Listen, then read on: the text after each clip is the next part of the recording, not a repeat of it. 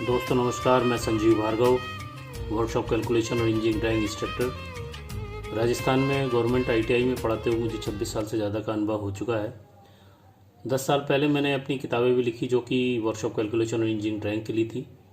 वो इंडिया में जो हिंदी प्रदेशित राज्य हैं, हिंदी भाषित राज्य हैं, उसके अंदर काफ़ी चली वो किताबें। और अब मैं जो है आप लोगों के लिए वीडियो बना रहा हूँ। तो उसके अंदर आज जो है मेरा जो मैटर है जिसके लिए मैं वीडियो बना रहा हूँ वो है कि किस तरह से हम एक बेलनाकार प्रिज्म या जिसको हम बेलन कहते हैं उसका आइसोमेट्रिक दृश्य बनाएंगे। तो पहले हम ये समझ लेते हैं कि बेलनाकार प्रिज्म होता क्या है। वह ठोस आकृति जिसके आधार तथा टॉप की आकृति एक समान होती है प्रिज्म कहलाता है।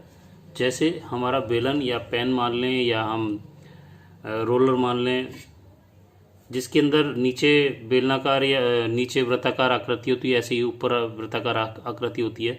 ऐसे प्रिज्म का अगर उदाहरण ले तो चौक का जो डिब्बा होता है उसके अंदर नीचे आयताकार या वर्गाकार होती है आकृति, ऊपर भी हमारी आयताकार या वर्गाकार होती है। तो ऐसी जो ठोस आकृतियाँ होती हैं उनको प्रिज्म कहते हैं। और हम जो आज बना रहे हैं उसके अंदर बेलनाकार बना रहे हैं जिसकी साइज़ हमने लिया है, उसकी ऊंचाई 50 mm तथा उसका आधार 40 mm का डाया लिया है। तो उसके लिए जो बेस हमारा वृत्ताकार होगा उसके लिए जो वृत्ताकार आकृति है, वृत्त का जो आइसोमेट्रिक व्यू बनाने का जो तरीका है मैंने पिछले वीडियो में डाल दिया। उसका डिस्कशन मैंने अपने इस वीडियो के डिस्कशन में दे दूंगा, तो वहाँ से आप जा करके उस वीडियो को देख सकते हैं कि किस तरह से हम एक वृत्त का आइसोमेट्रिक बना सकते हैं। तो मैंने इसकी तैयारी कर ली है। अब हमें जो हाइट लेनी है उसके लिए हम जो हमारे बिंदु यहाँ पर एक ABCD दिखाई दे रहे हैं, इन्हीं को हम ऊपर लेके चले जाएंगे 50 mm की हाइट के ऊपर, और वहीं से हमारी आकृति बननी शुरू हो जाएगी। और हमेशा आपको ध्यान ये भी रखना चाहिए कि जब भी हम किसी वृत्त का आइसोमेट्रिक बनाते हैं तो उसके अंदर बिंदु A और बिंदु C एक दूसरे के ठीक ऊपर आने चाहिए। यानी कि अगर मैं इसकी हाइट लेना चाहूँ तो यहाँ 50 mm लेने के लिए मैं इसको इस तरह से रख के अगर मैं लाइन खींचता हूँ यहाँ पे, तो मैं यहाँ से नापता हूँ। पहले A बिंदु से हाइट 50, 1 2 3 4 5 या 5 लेते हैं तो ये यहाँ आ जाती है। और हम इस हल्की सी लाइन यहाँ पे खींच देते हैं। यहाँ पर मैंने जो पिंक पेन से जो बना रहा हूँ, इसका मतलब ये है कि हल्की लाइन है। और आपको जब भी चित्र बनाना है तो शुरुआत में हल्की लाइन का ही प्रयोग करना चाहिए, जैसा कि मैंने पहले भी वीडियो में बताया हुआ है। क्योंकि हमारी जो गाइडलाइन होती है जब हल्की बनेगी तो हमको फाइनल करने के बाद जो लाइनें हमें रखनी होती हैं उन्हीं को हम दोबारा से गहरा कर देते हैं, बाकी की सारी लाइनें छोड़ देते हैं। वो हमारी हल्की होने की वजह से रह जाती हैं, उसमें कोई परेशानी नहीं होती है। अब यहाँ पे हमने बिंदु A से 50 की हाइट ले ली, उसके बाद बिंदु D से हम 50 की हाइट लेंगे। 1 2 3 4 5,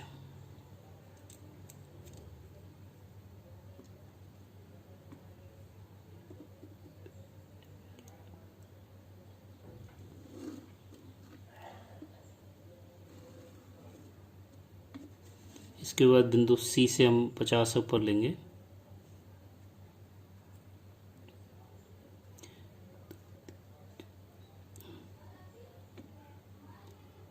यानी कि हमने जो वर्ग बनाया हुआ है यहाँ पे, गोला बनाने के लिए जो वर्ग बनाया हुआ था, उसी को हमको उसके चारों बिंदुओं को हमको 50-50 ऊपर लेके जाना है।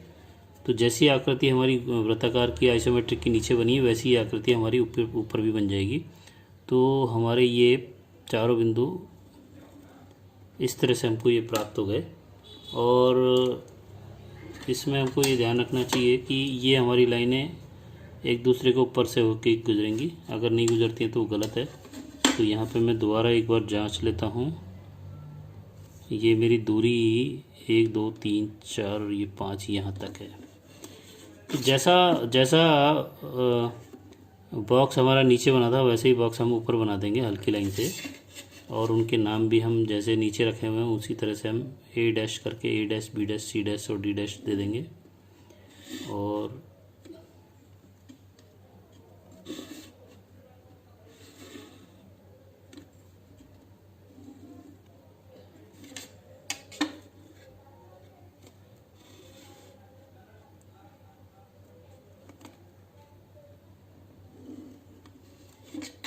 तो आप देख रहे हैं कि ये हमारा ऊपर की आकृति हमारे नीचे ABCD जो वर्ग का आइसोमेट्रिक जैसा था उसको ऊपर बना दिया हमने, और इनके जो नाम है हम A dash, B dash, C dash और D डैश दे देंगे।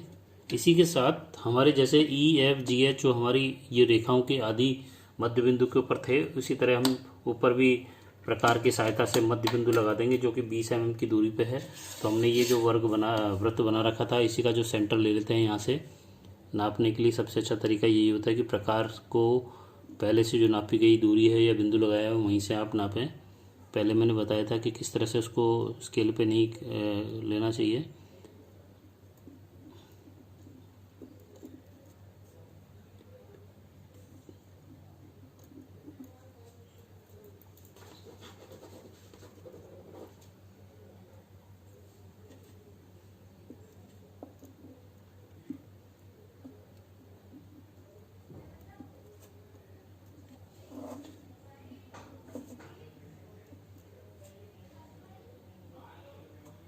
इस तरह हम ये चारों बिंदु यहाँ पे लगा लेंगे और इनके नाम रख देंगे। वो होंगे हमारे E डैश, F डैश, उसके बाद G डैश और H डैश। जैसी आकृति हमने नीचे बनाई थी उसके जो तरीका है वो मैंने यहाँ पे लिख रखा है, तो उसी हिसाब से हम लाइनों को मिलाएंगे। तो यहाँ पर पहला जो बिंदु होता है उसमें A डैश को हम G डैश और F डैश से मिला देंगे, वो भी हल्की लाइन से।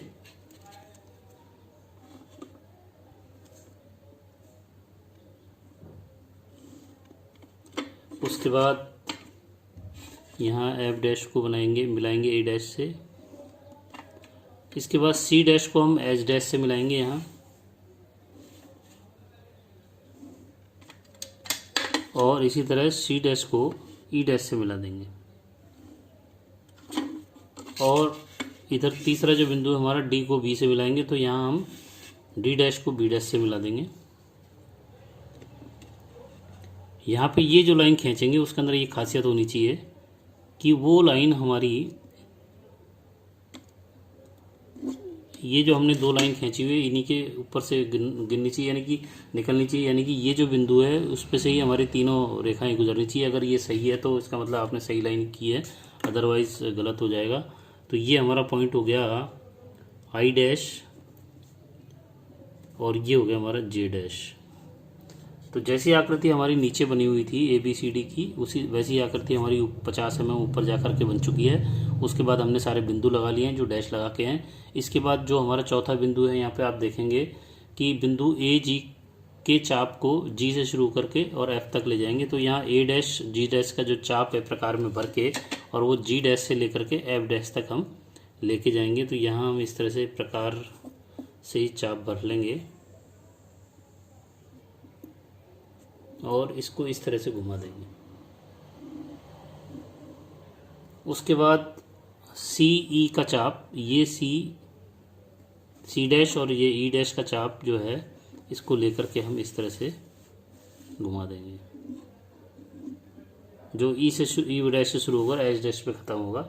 इसके बाद I डैश H डैश का जो चाप है उसको हम प्रकार में भरेंगे। यहाँ पे बड़ी प्रॉब्लम होती है क्योंकि छोटे चाप होते हैं, उनको बनाने में बड़ी दिक्कत होती है। तो बड़े सावधानी से, अगर आपका चाप सही नहीं चल पा रहा है तो आप शीट को घुमा दें तो आपका काम हो जाएगा। तो यहाँ पे आप इसको केवल यहाँ पे रख दें और शीट को इस तरह से घुमा दें।